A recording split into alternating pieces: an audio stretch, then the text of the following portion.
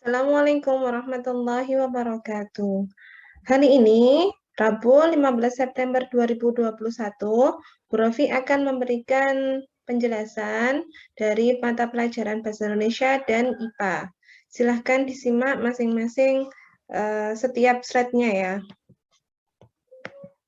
Yang pertama, Bahasa Indonesia, itu di subtema yang terakhir ini, di tema 2 yang subtema terakhir ini, itu banyak sekali pembahasannya tentang teks petunjuk, poster, dan teks visual gambar. Tapi hanya sekilas saja.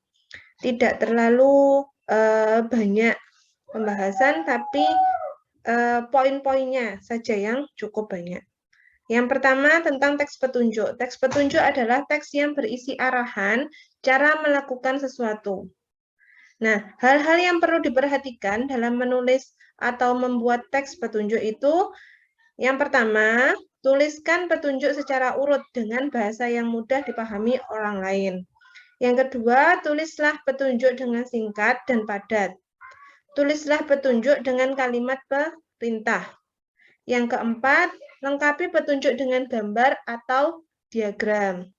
Yang kelima, tulislah informasi-informasi yang dibutuhkan saja. Yang keenam, pastikan langkah-langkah yang ditulis bisa dengan mudah diikuti. Jadi kemarin kita sudah membahas tentang teks petunjuk. Waktu kita kunjungan kemarin, tentang teks petunjuk kan sudah sempat dibahas. Ini hanya sedikit tambahan tentang bagaimana cara membuat teks petunjuk. Nah, teks petunjuk itu dapat juga disajikan dalam bentuk poster. Nah, kata-kata yang digunakan dalam poster itu sebaiknya singkat, padat, jelas, dan menarik. Gambarnya juga dibuat menarik dan sesuai dengan tema poster. Ini tentang teks petunjuk. Sedangkan dalam teks visual itu ada tentang gagasan pokok dan gagasan pendukung. Sebelum membahas bagaimana cara menemukan gagasan pokok dan pendukung, kita bahas dulu teks visual itu apa. Teks visual itu adalah teks berupa gambar. Jadi ada gambar yang dapat kita tangkap melalui indera penglihatan. Karena gambar itu kan bisa dilihat ya. Seperti itu namanya teks visual. Nah, dalam teks visual itu ada gagasan pokok dan gagasan pendukungnya. Kemarin yang di subtema 1 sudah pernah ada tugas membuat gagasan pokok dan pendukung, ya kan? Nah, ini bagaimana cara menemukannya? Yang pertama, amati gambar dulu. Amati gambar dengan seksama. Yang kedua, perhatikan benda-benda yang terdapat pada gambar. Yang ketiga, pahami maksud dari gambar tersebut. Baru yang keempat, setelah memahaminya, kita bisa menyimpulkan gagasan pokoknya apa dan gagasan pendukungnya apa. Itu saja bahasa Indonesianya. Karena dari penjelasan singkat ini, insya Allah nanti sudah bisa mengerjakan ulangan harian 3. Gitu ya. Kita lanjut ke IPA. IPA itu tentang sumber energi alternatif, ada di halaman 81. Silahkan menyimak video ini sambil membuka LKS-nya halaman 81.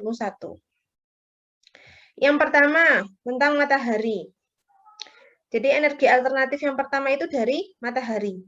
Energi matahari adalah pancaran cahaya dan panas dari matahari yang dimanfaatkan dengan menggunakan berbagai teknologi. Pemanfaatan energi matahari dapat ditingkatkan dengan menggunakan pengumpul panas. Nah, alat untuk mengumpulkan panas itu namanya kolektor surya. Sinar matahari itu dikonsentrasikan, maksudnya difokuskan. Jadi kan kalau kolektor surya itu di atas, jadi kolektor surya itu biasanya taruh di atas genteng. Kolektor surya itu di atas, nah itu kan menghadap ke matahari.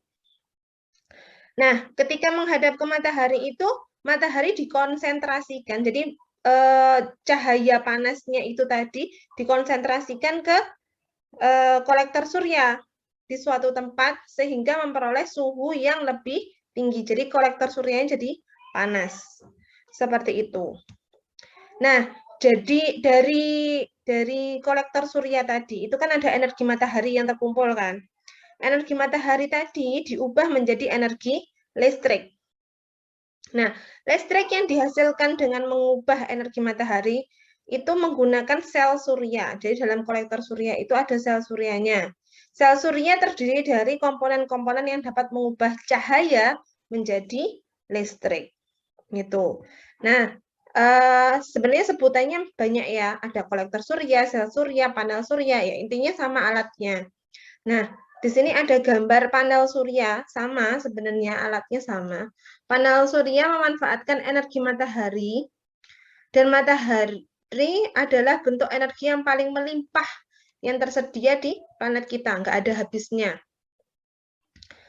Tanpa suara, ramah lingkungan, dapat dipasang di mana saja, dapat dipindahkan sesuai dengan yang dibutuhkan, hemat karena tidak perlu memerlukan bahan bakar. Itu. Cuma alatnya saja yang biasanya lebih mahal alatnya. Itu kekurangannya. Karena kan tidak bisa menggunakan satu saja, biasanya menggunakan lebih dari satu. Terus yang kedua yaitu panas bumi. Nah, di LKS ada gambarnya. Di sini tidak saya munculkan, bisa dilihat sambil di LKS itu ada panas bumi. Energi panas bumi adalah panas yang terdapat di dalam bumi. Biasanya panas bumi itu muncul di permukaan bumi akibat aktivitas vulkanik atau gunung berapi. Jadi kan di gunung berapi itu ada panas kan. Nah, panas itu keluar jadi panas bumi.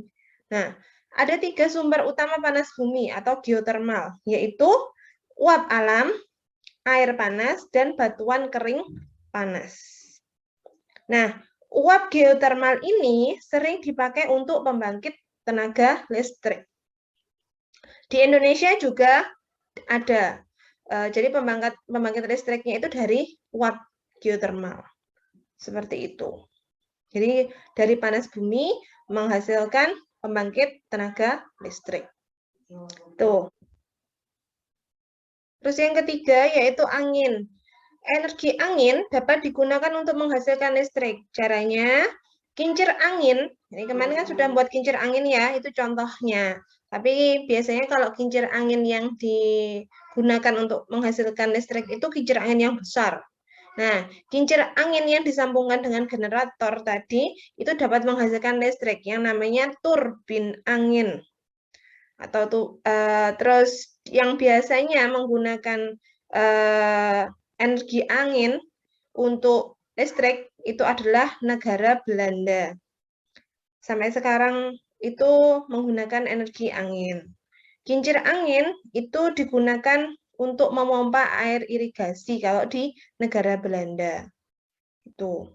Di gambarnya sudah ada di LKS, silahkan dilihat di LKS-nya. Lalu yang keempat adalah air. Jadi air itu juga dapat dijadikan pembangkit tenaga listrik. Pembangkit listrik yang menggunakan air disebut pembangkit listrik tenaga air atau PLTA. Di Indonesia juga menggunakannya. Jadi di Indonesia itu banyak sekali pembangkit listriknya dengan berbagai energi.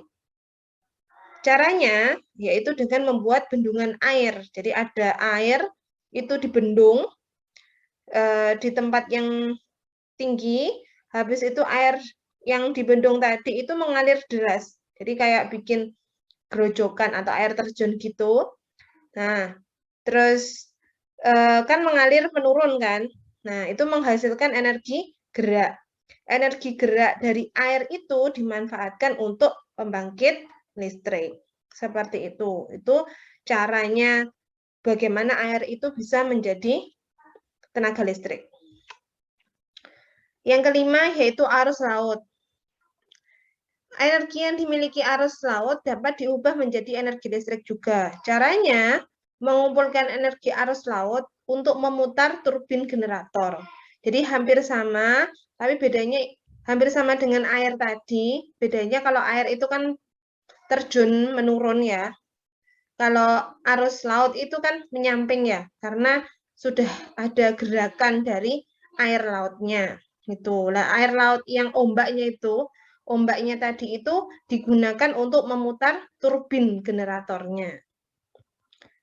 Yang keenam adalah bahan bakar bio. Bahan bakar bio merupakan bahan bakar yang berasal dari makhluk hidup.